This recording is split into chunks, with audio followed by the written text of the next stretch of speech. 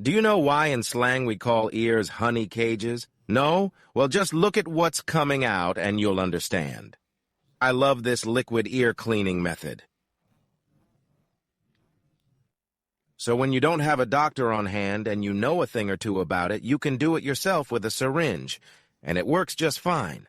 Look what's coming out. Frankly, it's really impeccable, and it's much better than cotton buds, which should no longer be used. Sometimes doctors also do this, using a tool to loosen and remove the ceramin. It's important to note that ceramin is a natural product. It's normal to have them.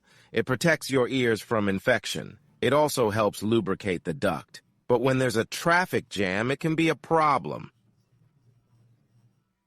Of course, there are hearing problems and sometimes vertigo. And you need to know how to remove them, and above all, not to use cotton buds, which grow back towards the bottom. That's it.